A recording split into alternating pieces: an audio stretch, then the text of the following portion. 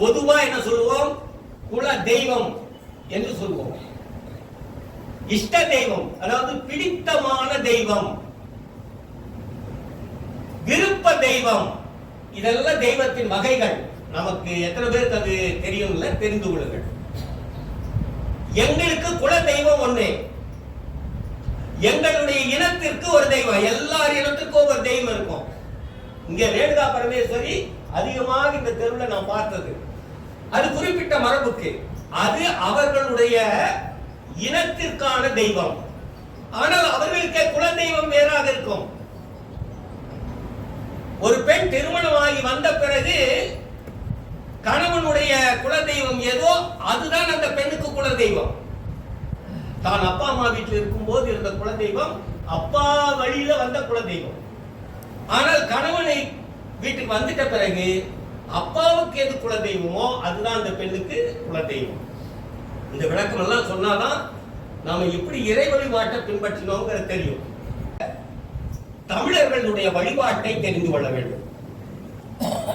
தமிழர்கள் சிலவற்றின் மீது நம்பிக்கை வைக்கிறார்கள், சிலவற்றை வழி வழியாக மரபு சார்ந்து பின்பற்றுகிறார்கள். அதுவும் நம்பிக்கையின் அடிப்படையில் தான். இயற்கை வழிபாடு என்பது தமிழர்களுக்கே உரிய தனிச்சிறப்பு. உலகம் முழுவதும் இயற்கை வழிபாடு உண்டு, பாரதம் என்கிற இந்தியா முழுவதும் இயற்கை வழிபாடு உண்டு. ஆனால் தமிழர்கள் இன்னும் சற்று உள்ளே போய் இந்த உலக படைப்பிற்கும் இந்த உலகத்தினுடைய இயக்கத்திற்கும் எவையெல்லாம் காரணமோ அவற்றிற்கெல்லாம் வழிபாடு செய்கிற முறை தமிழ்நாட்டில் தான் அதிகமாக இருக்கிறது என்பதை நாம் தெரிந்து கொள்ள வேண்டும். இப்ப நாம 4 சொற்களை பயன்படுத்துகிறோம்: தெய்வம், ஆண்டவன், இறைவன், கடவுள். இந்த 4 ஒன்றாகத்தான் நாம் பயன்படுத்துகிறோம். தெய்வம் என்றால் நமக்கு முன்பு இருந்தவர்கள், நம்மோடு தோய்ந்தவர்கள், அந்த முன்னோர்களை வலியுறுத்தித்தான் தோய்தல் என்கிற சொல். தொய்தல் என்று உருமாறி தேய்தல் என்று வந்து நெருக்கமானது, அதான் தெய்வம். என்ன சொல்வோம்? பொதுவா என்ன சொல்லுவோம்? குல தெய்வம் என்று சொல்வோம். இஷ்ட தெய்வம் அதாவது பிடித்தமான தெய்வம், விருப்ப தெய்வம், இதெல்லாம் தெய்வத்தின் வகைகள். நமக்கு எத்தனை பேருக்கு அது தெரியும்? தெரிந்து கொள்ளுங்கள். எங்களுக்கு குல தெய்வம் ஒண்ணு. எங்களுடைய இனத்திற்கு ஒரு தெய்வம், எல்லார் இனத்துக்கும் ஒரு தெய்வம் இருக்கும். இங்க ரேணுகா பரமேஸ்வரி அதிகமாக இந்த தெருவில் நான் பார்த்தது, அது குறிப்பிட்ட மரபுக்கு, அது அவர்களுடைய இனத்திற்கான தெய்வம். ஆனால் அவர்களுக்கு குல தெய்வம் வேறாக இருக்கும். ஒரு பெண் திருமணமாகி வந்த பிறகு கணவனுடைய குல தெய்வம் ஏதோ அதுதான் அந்த பெண்ணுக்கு குல தெய்வம்.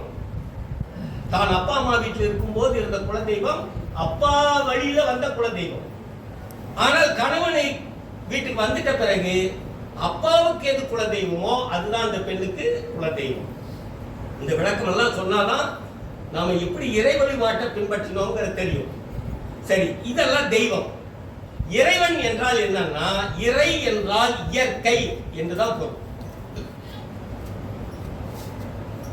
வள்ளுவர் இறை என்று சொல்றாருன்னா, மன்னனுடைய ஆட்சி முறையை இறை என்று வைக்கப்படுங்கிறார். சரியாக நடந்தால் அவன்தான் இறை, இறை என்று வைக்கப்படும்.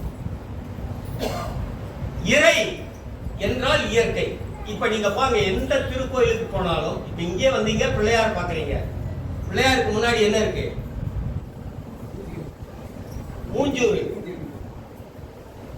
இறங்கி வந்த உடனே எல்லா கோயில்களையும் போனீங்கன்னா கோயில்ல ஒவ்வொரு தல விருட்சம் என்று சொல்வார்கள். அதாவது அந்த இறைவனுக்கு அதுதான் மரம். நம்ம புது கோயில் ஒன்ன கட்டி நாமளா கொண்டு போய் ஒரு மரத்தை நட்டு தல விருட்சம் அப்படின்னு சொன்னா அது தவறு. நல்லா தெரிஞ்சுங்க. ஆனால் பழைய காலத்தில் தானாக உருவாகி இருக்கக்கூடிய ஒரு உருவம், ஒரு கல், அந்த கல்லை பாதுகாப்பது போல ஒரு மரம் இயற்கையாகவே வளர்ந்தது. மரத்துக்கு அடியில தான் அந்த திருவுருவமேனியே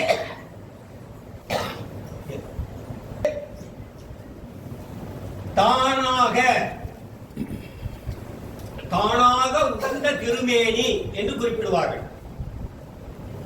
அப்படி வந்ததை பின்னாளில் நாம திருக்கோயிலாக கட்டிக்கொண்டோம். அப்படி திருக்கோயில் வந்த போது அந்த மரம் தான் தலவிருட்சம், அந்த தலத்திற்குரிய திருமரம். அதனால இந்த இறைவனுக்கு தான் ஆகும், அந்த இறைவனுக்கு அதான் ஆகும் நீங்க சொல்லவே சொல்லாதீங்க. எந்த இறைவனுக்கும் இதுதான் உகந்த மரம் என்பதல்ல. ஆனால் நாம வழிபாட்டின் முறையில் ஒரு கோயிலுக்கு வருகிற போது பிள்ளையாருக்கு வைக்கக்கூடிய படையில் இயற்கையான படையில் எது?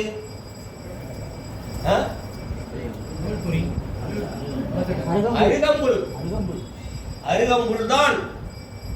பெருமாள் கோயிலுக்கு போனீங்கன்னா திருத்துழாய் என்கிற துளசி. சிவன் கோயிலுக்கு போனா வில்வம், அம்மன் கோயிலுக்கு போனா ஏப்பிலை, எலுமிச்சை.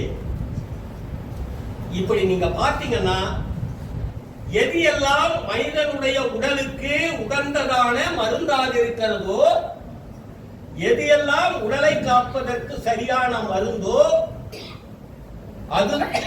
அதுதான் இறைவனுக்கு வைக்கக்கூடிய படையல்.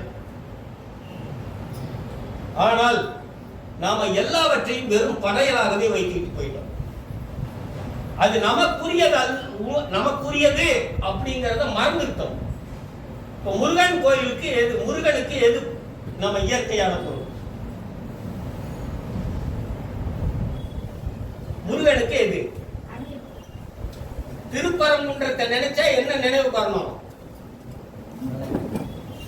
அங்க விளையக்கூடியது எது? எந்தெந்த திருக்கோயில்கள் எந்தெந்த இடத்திற்குரியதோ அந்தந்த இடத்தில் இயற்கையாக விளையக்கூடிய ஒன்றுதான் அந்தந்த திருக்கோயில் இறைவனுக்கு படையல்.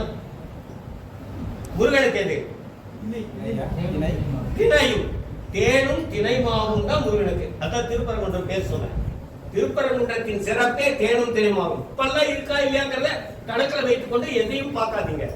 இதுதான் தொடக்கம். எத்தனை பேர் இந்த மாதிரி வந்து உட்கார முடியும்?